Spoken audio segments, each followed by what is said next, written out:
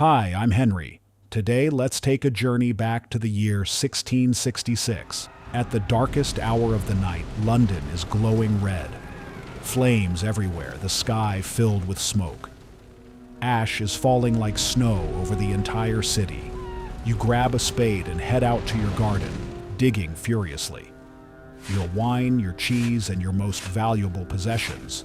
You bury them in the ground. The person doing this is no ordinary citizen. A Navy officer, a diarist, a bureaucrat, Samuel Pepys. But at that moment, Pepys is not acting as a government official. He's just a person trying to save his most precious belongings. Because the city is on fire, and no one will cover your losses. Here's a question for you. If your house burns down, your business is destroyed, your carriage lost, who pays for it? Today, the answer is simple: an insurance company. But in 1666, no one had the answer. No one knew. This video is not just the story of a city's fire. It's the story of how a crisis gave birth to a whole new system. London turned to ashes, and from those ashes, modern finance was born. Come with me. You are on Pudding Lane, a narrow street. Wooden houses rise high, their upper floors almost touching each other. The smell of smoke and horse manure hits your face, cold in the night air. The ground is muddy, and sewage water trickles through open gutters along the edges. You step inside a bakery along the street. Inside, the wood and coal in the oven are still warm. Flour dust hangs in the air like smoke. And then, a tiny spark. Historians have traced the fire to Thomas Farriner's bakery. We know this thanks to court records, post-fire testimonies, and other documents. Around 1 a.m., a spark hits the floor, and the city confronts a disaster it has been waiting for, quietly building for years.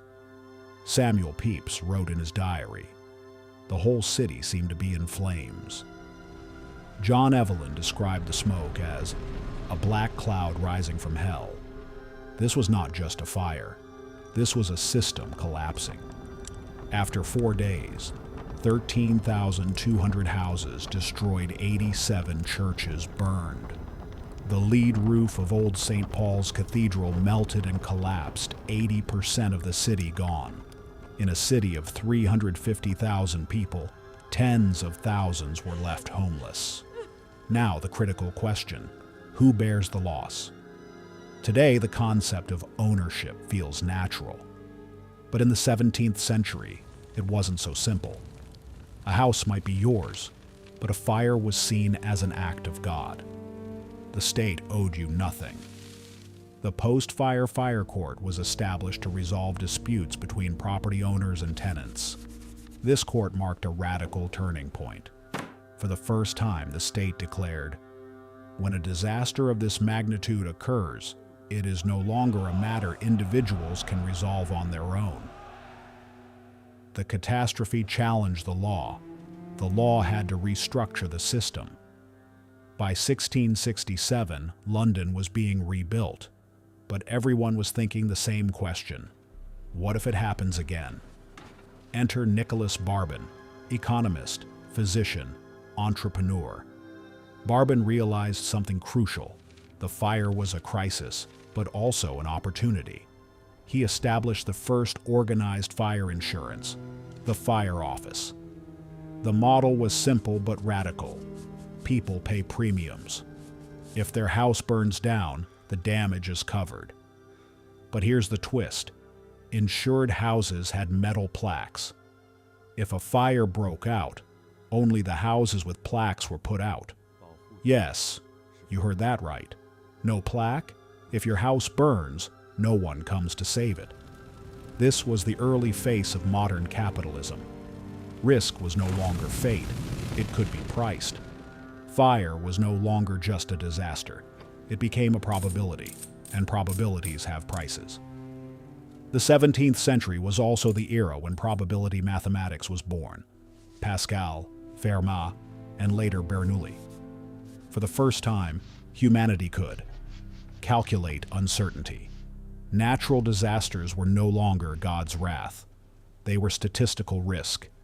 This mental revolution was huge. It laid the foundation for modern capitalism. Risk is shared. Loss is pooled, priced through premiums. Today, banking, credit systems, investment funds, even stock markets operate on the same principle. Crisis happens, risk increases, prices change.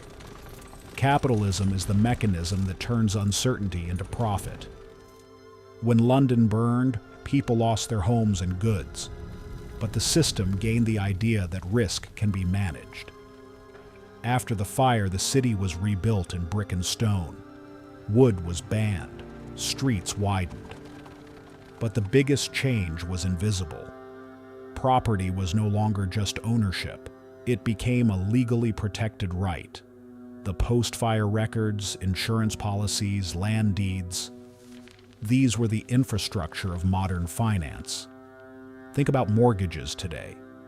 Why will a bank lend you money for 30 years? Because the house is insured. Risk has been measured. Law provides security.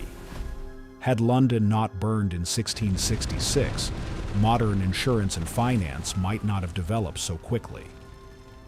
Now, let's pause and reflect on capitalism strengthened by disaster. The city burned. People were homeless, lives shattered. But the irony of history is this: crisis strengthened the system. This is capitalism's paradox. Every crisis brings new regulations, creates new financial tools, produces new winners. Think of the 2008 financial crisis or the pandemic. Every major disaster births a new economic structure. Capitalism doesn't just survive crises, it feeds on them. From London's ashes, insurance was born. From insurance, banking deepened. From banking, global finance emerged. Now, one final question. If the system collapses tomorrow, what new system will emerge in its place? History tells us crisis is inevitable, but crisis is also a birth pang. In 1666, London turned to ashes, but from the ashes came insurance, and insurance became one of the most invisible yet powerful inventions of the modern world. Perhaps what we call modern civilization is just financial contracts built on top of burned cities. If you're curious about how major disasters, or even small sparks, have shaped modern capitalism throughout history, don't forget to subscribe. I'm Henry. And remember, sometimes a single spark doesn't just burn a city, it ignites an era.